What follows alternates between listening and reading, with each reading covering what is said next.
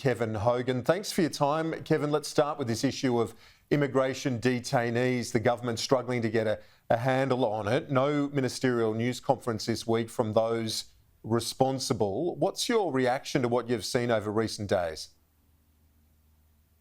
Well, Kieran, we know from the day the High Court made their decision, this government's been on the back foot about that. They didn't have legislation ready to go.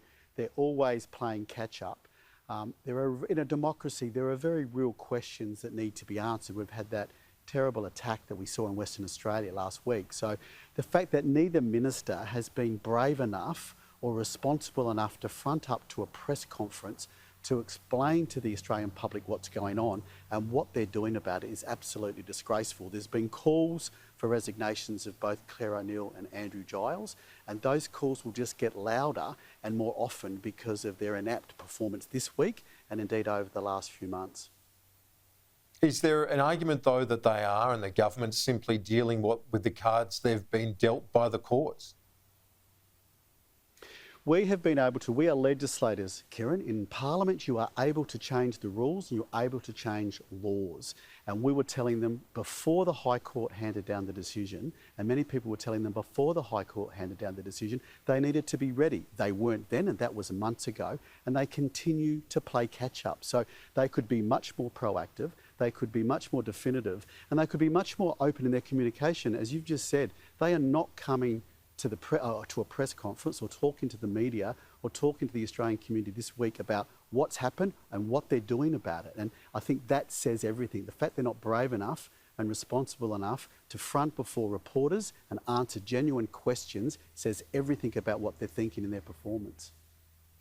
We've seen a huge focus in the last week on the issue of violence against women. Do you feel that there is a bipartisanship and a consensus across federal, state, all levels of government that we are at a point now where something needs to be done, that we've got to start turning around these terrible numbers we're seeing in the community? Kieran, absolutely, and I've seen great bipartisan comments made across the aisle of Parliament and across the aisle of every political party, and that's good to see.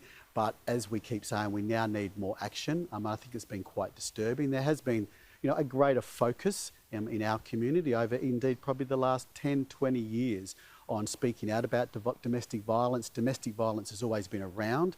It used to not be talked about. People would keep it hidden. People were ashamed to talk about it in their community or to their friends. We shook that one off a long time ago, which is a great thing. And people and women are now talking about this. But the fact that we just have, and it seems to be in the last week or two, an increase in the reporting of this and the violence of this is concerning to all of us. So I saw some reports too today about doing more within the education system with young boys and young men about respect for relationships. I think that's a great manoeuvre, a great thing as well. But again, critical support, beds availability, and some critical support thing we need to put more resources into, and that has bipartisan support, which is a great thing. Just finally, you're the Shadow Minister for Trade. There's been a recent parliamentary report on strengthening our trade relations. We seem to be in a pretty good space, quite frankly, in terms of where trade deals have been done, not just by this government, the former coalition government as well. What's your analysis of some of these plans to strengthen those trade ties even further? Yeah, well, just to comment on what you just said there, Kieran, I think one of the great unsung accomplishments of the coalition government from 2013 to 2022, when we were in government, is goods and services covered by free trade agreement that we export went from 25% of what we export to nearly 80% with the last two deals that we did in government with the UK deal and the India deal. So that's been a great thing. We export $600 billion a year, funds our life basically in Australia and a lot of the services government does, which is important. The Labor report, or the Labor-dominated report that's just come out, concerns me. They're talking about ISDS provisions with interstate dispute settlement processes and some other things as well.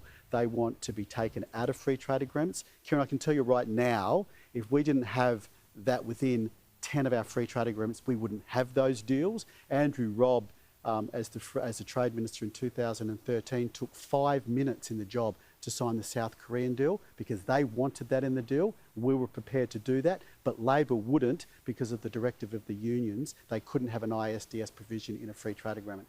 We think that's damaging. This could unwind some of our free trade agreements if that concern is taken up with what that committee said. They also want to overlay it with a lot of complications. Trade makes countries richer, and when you become richer, you have better environmental outcomes in that country and better labour outcomes in that country.